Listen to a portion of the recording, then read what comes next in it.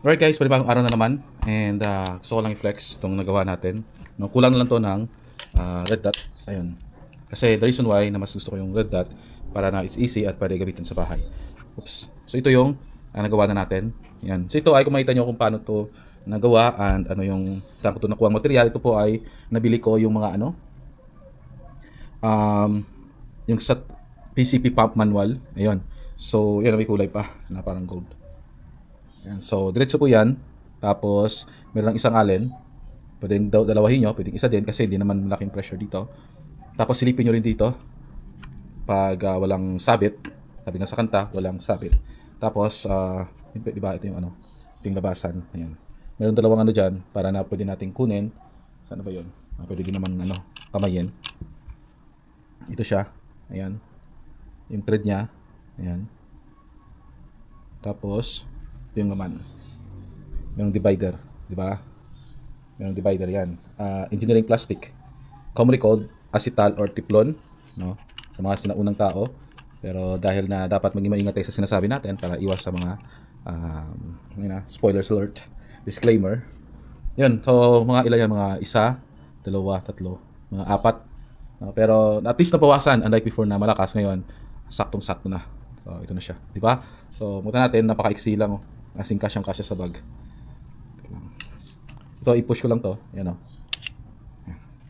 The reason na bakit ito at ito ay may tag doon. Pagpapasok ko ito dito, para siyang masikip. Yan, masikip. Dahil ito ay nasa isang design. Alam mo yung last time pinakita ko sa yung grip. Pinakita ko sa yung grip na yon. And ito yung para sa kanya kasi ito ay para sa mga parang M4. Yung ganon. Kasi yung ito, hindi siya ganun ka sikip. Ayan, pag lalagay natin dyan dito, sakto siya. Pero pag ito ilagay doon sa kabila, makita nyo, maluwang. Kasi ito siya, pwede to. Yung at yung original nito, ayan, pwede. Makita nyo, guys, so.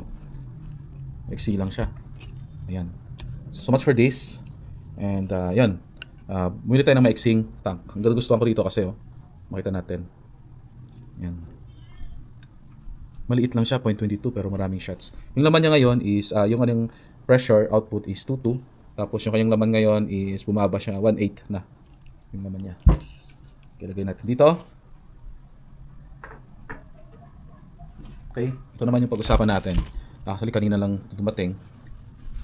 And yan. Medyo careful lang tayo sa pagbubukas kasi minsan sobrang natin excited, no, gamit ito. Minsan na magkakaroon ng halimbawa gas-gas or mas malala is natin yung item, no, scratch malalim. Kaya okay lang to guys sa karton, pero sa mga ganito hindi ko advise na bigla-biglain natin, especially pag excited tayo. Yan, flex ko din, kanina nag-asa ko ng refund doon sa store na nagbebenta ng receiver, wala pang reply. Yan, sabihan ko sila na more than 14 days ako nag-antay. And then sabi nyo sa 7 days tapos na, papadala lang bukas. Tapos sa next na hanggang na nila sa deadline. Tapos next is 7 days ulit. Tapos gagawin pa lang ulit. Tapos ngayon meron ng restock ulit. Sabi ko wag, ipapadala na lang yung ang tawag doon, papadala na yung refund. I don't need yung stock. Ayan, ito siya. Ayan. So bibigay ko to sa anak ko. Milig siya kasi ng sa mga ganito. Okay, parang hindi maganda. Okay. So ito yung niya. Tapos ito yung quality control or assurance na okay yung item. Next is ito. Nasa labas na yung ganito. Supposed to be sa loob, di ba? Okay. Anong meron dito? This is the Allsafe. Okay. Liaoning Allsafe Technology Ltd. So ginawa siya, tingnan natin. 15 years yung kanyang 300 bar yung service pressure. Ilan yung 300 bar? Okay, ginawa siya ng 2024. 7. Ano ko alam kung anong date to kasi walang month to. 07-2024. Pero 2024 siya. Okay. Inspection duration every 3 years. Meron siya ditong 0.62. Ito, okay, 0.62. Pero nakalagay doon is ano ba yung nakalagay doon? Nakalagay doon is 0.48, 0.62 kilograms, no? Tapos yung laman niya sa tama 0.48 liter. Meron silang number din, no? Ay, diyan pala. So www.allsafecylinders.com. Okay. na natin. So far okay naman. Hindi naman yung parang lumulobo. Okay. And then dito sa loob. Sabi niya no, dapat ano daw natin pag sa inspection, check natin sa loob. May mga ano, okay, check ko ha. So far, okay, so far so good. Wala ba siyang anong kasamang ang tawag doon? Dapat ganyan. 0.48 stick. Tapos ano ba to? Lalagay natin yan.